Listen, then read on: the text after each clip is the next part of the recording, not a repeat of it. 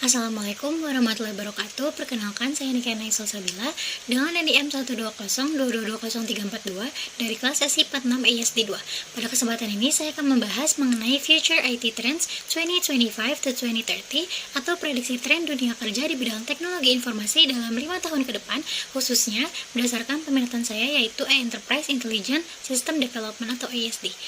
Dalam era transformasi digital yang terus berkembang secara pesat, bidang teknologi informasi ini masih menjadi salah satu sektor yang paling dinamis dan berpengaruh terhadap kehidupan manusia. Di sini saya akan membahas beberapa tren utama yang akan berpengaruh besar dalam periode 2025 sampai 2030. Yang meliputi Artificial Intelligence dan Machine Learning, Software dan Web Development, Internet of Things atau IoT dan Edge Computing, Data Engineering dan Big Data Analytics, dan yang terakhir terdapat Tech Startup dan juga Technopreneurship. Di sini saya akan menjelaskan lebih detailnya. Yang pertama dari Artificial Intelligence dan Machine Learning. Nah, mereka ini dapat menjadi fondasi utama di bidang industri pada tahun 2025 sampai 2030 karena mereka mampu mengotomatisasi analisis data secara besar, mempercepat keputusan, dan juga meningkatkan efisiensi operasional. Nah, untuk penerapan AI agent sendiri dapat memungkinkan sistem yang cerdas, prediktif, dan juga adaptif terhadap perubahan yang terjadi di pasar. Untuk keahlian seperti neural network, natural language processing, dan juga predictive analytics dapat menjadi kunci bagi profesional IT di era transformasi digital. Selanjutnya, di sini terdapat software dan juga web development, yang dimana perkembangan software yang sekarang kini berfokus pada kecerdasan, efisiensi, dan juga pengalaman penggunanya. Nah, untuk perusahaan, mereka ini membutuhkan sistem yang adaptif dengan menggunakan data-driven dan terintegrasi dengan AI maupun cloud. Untuk penguasaan framework modern seperti React, Node.js, Laravel, dan juga Django dapat menjadi peran penting untuk menciptakan aplikasi mereka secara cerdas dan juga otomatis. Lalu selanjutnya terdapat Internet of Things atau IoT dan Edge Computing, yang dimana mereka ini menjadi tren karena dapat menghadirkan konektivitas yang cepat, efisien, dan juga cerdas antar perangkat. Nah, IoT itu dapat memungkinkan berhubungan dengan smart home, smart factory, dan juga smart city. Sementara Edge Computing itu dia hanya memproses data secara real time di sebuah lokasi untuk mengurangi latensi. Selanjutnya di sini terdapat Data Engineering dan Big Data Analytics, yang dimana volume data global yang terus meningkat dapat mendorong kebutuhan akan pengolahan dan analisis data yang berskala besar. Teknologi seperti Hadoop, Spark, TensorFlow, dan juga BigQuery dapat membantu menghasilkan insight bisnis yang strategis. Nah, untuk profesi seperti data engineer, data analis, dan juga cloud architect dapat menjadi semakin dicari di bidang industri yang berbasis dengan data.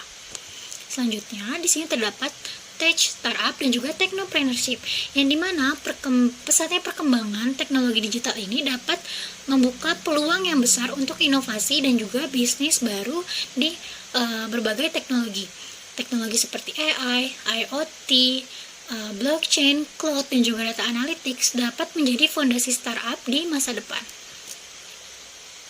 Selanjutnya di sini terdapat hard skill yang dibutuhkan. Yang pertama, di sini terdapat software development dan object oriented programming, yang dimana kemampuan ini dapat membuat aplikasi enterprise yang modular, efisien, dan juga mudah dikembangkan dengan menggunakan bahasa seperti Java, Python, JavaScript, dan juga PHP.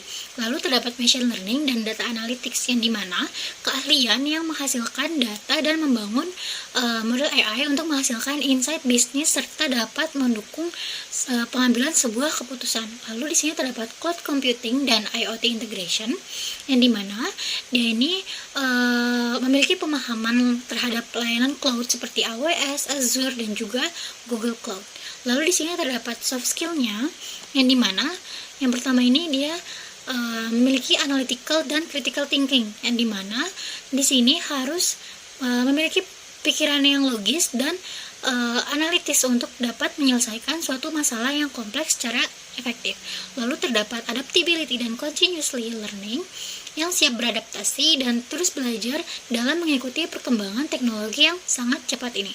Lalu yang terakhir terdapat collaboration dan communication, yang dimana mereka ini mampu belajar, mampu bekerja sama dan juga berkomunikasi dengan baik maupun tim ataupun individu, maupun lintas bidang maupun yang sesama bidang. Selanjutnya, di sini terdapat data source yang dimana didukung oleh sumber data yang valid dan kredibel.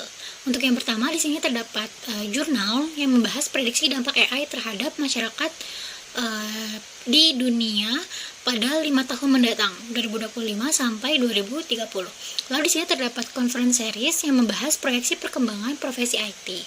Lalu di sini terdapat buku proyeksi kebutuhan tenaga kerja yang dipublish oleh Kementerian Ketenagakerjaan pada tahun 2021. Lalu di sini terdapat World Economic Forum Future of Jobs Report. Di sini itu membahas proyeksi pertumbuhan profesi digital secara global dan nasional.